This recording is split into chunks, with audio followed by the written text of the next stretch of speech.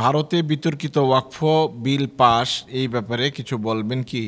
এ বিষয়ে মুসলিম উম্মার করণীয় কি? মোদী সরকার হিন্দুত্ববাদী সরকার, এই সরকারের মূল টার্গেটই হচ্ছে মুসলমানদেরকে ইন্ডিয়া থেকে নিচ্ছিন্ন করে দেওয়া, এবং গোটা ভারত জুড়ে সবচেয়ে বেশি ক্ষতিগ্রস্ত মাইনরিটি হচ্ছে মুসলমানরা, যেখানে তাদের এবাদতখানাগুলি, তাদের মসজিদগুলোকে বুলডোজার দিয়ে সমান করে দেওয়া হচ্ছে।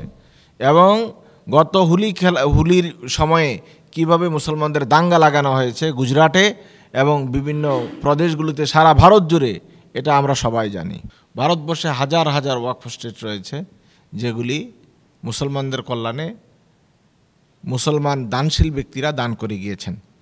কিন্তু বর্তমানে আমরা এই কিছুদিন ধরে দেখছি যেটি ব্রিটিশরাও যে কাজটি করে নাই, এ দেশে মুসলমানদের বিরুদ্ধে সবচেয়ে বেশি খড়গহস্ত হয়েছে ব্রিটিশরা। বিগত 200 বছরের শাসন আমলে তারা মুসলমানদের লাখেরাত সম্পত্তিগুলোকে বাজেয়াপ্ত করেছে। তারা মুসলমানদেরকে নানাভাবে সম্পত্তির দিক দিয়ে নিগৃহীত করেছে। কিন্তু সেই ব্রিটিশরাও মুসলমানদের ওয়াকফকৃত সম্পত্তিতে হাত দেয় নাই। কিন্তু বর্তমান হিন্দুত্ববাদী ভারত সরকার মুসলমানদেরকে এই তাদের নিজস্ব আয়ে ওয়াকফ করা ওয়াকফ সম্পত্তির উপর হাত দিয়েছে। এবং তারা এখন বলতেছে যে ভারতে যে ওয়াকফ সম্পত্তিগুলো আছে, এই ওয়াকফ সম্পত্তিগুলো কম বেশি প্রায় 9 লাখ একর।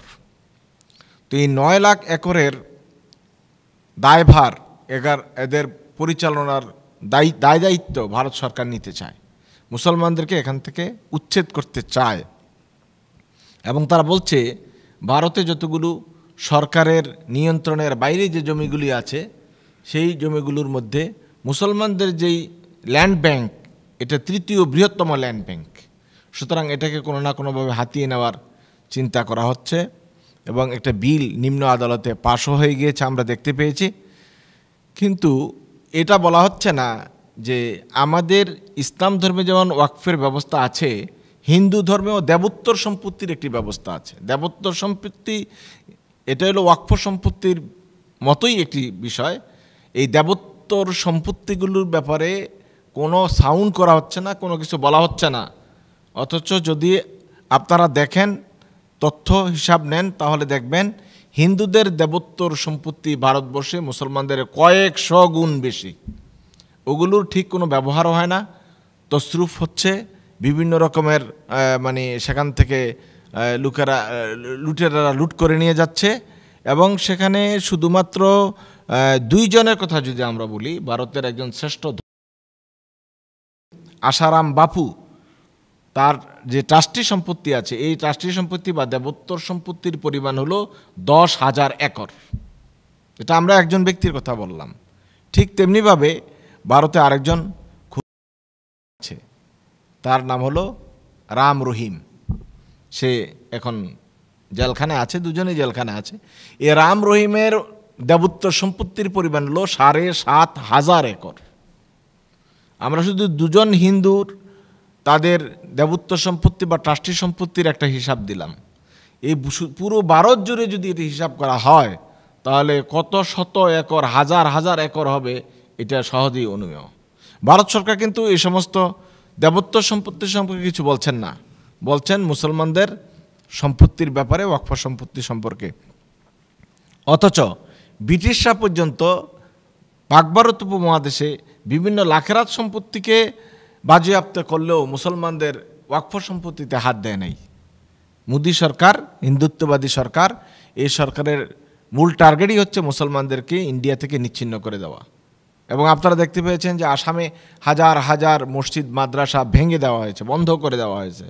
এবং গোটা ভারত জুড়ে সবচেয়ে বেশি ক্ষতিগ্রস্ত মাইনরিটি হচ্ছে মুসলমানরা, যেখানে তাদের এবাদতখানাগুলি, তাদের মসজিদগুলোকে বুলডোজার দিয়ে সমান করে দেওয়া হচ্ছে।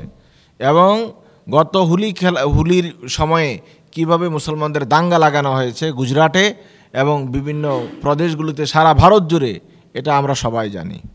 সুতরাং এই ওয়াকফ সম্পত্তি আইনের ব্যাপারে আমাদের কিছু করণীয় আছে কি না, এই বিষয়ে বলার আগে আমরা বলবো যে ভারতে যারা বসবাস করছেন মুসলমানরা, তাদের করণীয়র সাথেও আমাদের করণীয় জড়িত। একা বিশ্বের দেশগুলির মুসলমানদের একার কোনো আন্দোলনে এটাকে দমন করার বা বন্ধ করার কোনো সুযোগ নেই। সেক্ষেত্রে সমন্বিত একটি চিন্তা নেওয়া প্রয়োজন। 1 নম্বর কাজ হবে যারা ভারতের মুসলমান তারা সুপ্রিম কোর্ট এবং হাইকোর্টে এই বিষয়ে মামলা দায়ের করা এবং সেখানে পূর্ণ এভিডেন্সগুলি উপস্থাপন করা যে কী কারণে কেন তাদের সম্পত্তিকে নেওয়ার কোনো সুযোগ মোদী সরকারের নাই, এই বিষয়টি উপস্থাপন করা। আমরা অতীতেও দেখেছি ভারতের সুপ্রিম কোর্ট হাইকোর্টে বিভিন্ন মামলায় সরকার হেরে গিয়েছে। সুতরাং যদি এটাকে ভালোভাবে উপস্থাপন করা যায়, আশা করা যায় যে এটা মুসলমানদের পক্ষে আইনি লড়াইয়ে মুসলমানরা জয়ী হওয়ার সম্ভাবনা শতভাগ। 2 নম্বর বিষয় হলো পুরা ভারতবর্ষ জুড়ে একটা ব্যাপক গণ আন্দোলন তৈরি করতে হবে।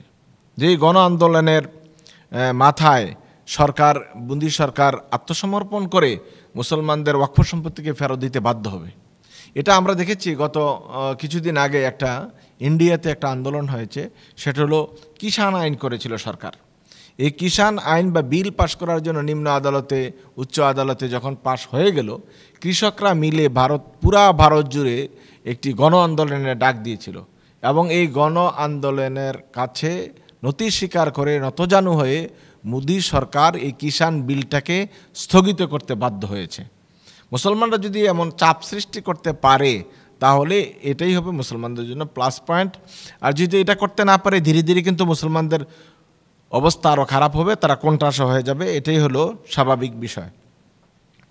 3 নম্বর বিষয় হলো একটি মুসলমানদের পক্ষ থেকে প্রচারণা দরকার, যে প্রচারণায় আন্তর্জাতিক বিশ্ব তাদের প্রতি চাপ সৃষ্টি করবে ভারত সরকারের প্রতি। ইতিমধ্যে আমরা দেখেছি কিছু কিছু মিডিয়ার কারণে এবং প্রচারণার কারণে আমেরিকায় এবং ইউরোপ জুড়ে তাদের বিরুদ্ধে বড় ধরনের একটা চাপ সৃষ্টি হয়েছে। আমেরিকা তাদের প্রতি অত্যন্ত অসন্তুষ্ট এবং এই বিষয়গুলো নিয়ে তারা এখন ইন্ডিয়ান সরকার খুবই চাপের মধ্যে আছে। এই চাপটাকে আরও বৃদ্ধি করতে হবে। 4 নম্বর বিষয় হলো মুসলিম বিশ্বের, বিশেষ করে মধ্যপ্রাচ্যের দেশগুলোর জন্য, মুসলিম দেশগুলোর জন্য এটা খুবই একটি জরুরি কাজ যে ভারতীয় পণ্যকে বয়কট করা এবং আন্তর্জাতিক বাণিজ্যের ক্ষেত্রে তাদের উপরে বিধি আরোপ করা। তাহলে এটা যেটা হবে সেটা হলো যদি তারা বাণিজ্যিকভাবে কোণঠাসা হয়ে যায়, তাদের অর্থনীতি দুর্বল হয়ে যায়, তারা বাধ্য হয়ে মুসলমানদের উপরে এই নির্যাতনমূলক আইনগুলো প্রত্যাহার করতে বাধ্য হবে। এবং এটার জন্য আমাদের মুসলিম বিশ্ব, বিশেষত মধ্যপ্রাচ্যের দেশগুলি একটি ভূমিকা থাকা দরকার। কারণ মধ্যপ্রাচ্যের অধিকাংশ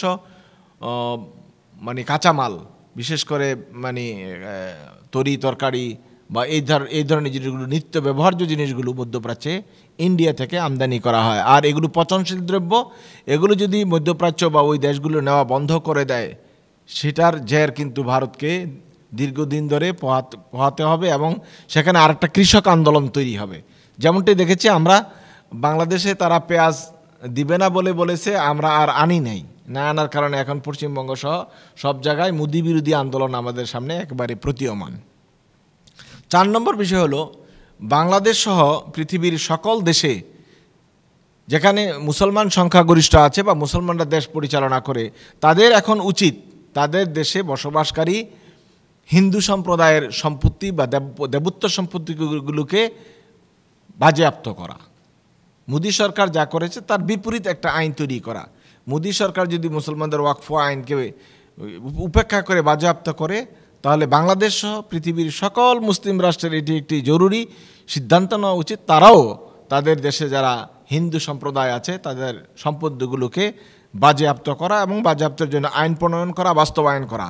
তাহলে পাল্টা আইনের ভয়ে এই দেশে যারা মুসলিম আছে, হিন্দু আছে বা অন্যান্য দেশে যারা হিন্দু আছে, তারা যখন চাপের মুখে পড়বে তখন ভারত সরকার পিছু হটতে বাধ্য হবে। আল্লাহ তাআলা আমাদের সবাইকে ঐক্যবদ্ধভাবে এই ভারতের ওয়াকফ আইনের বিরুদ্ধে কথা বলার, আন্দোলন করার তৌফিক দান করুক।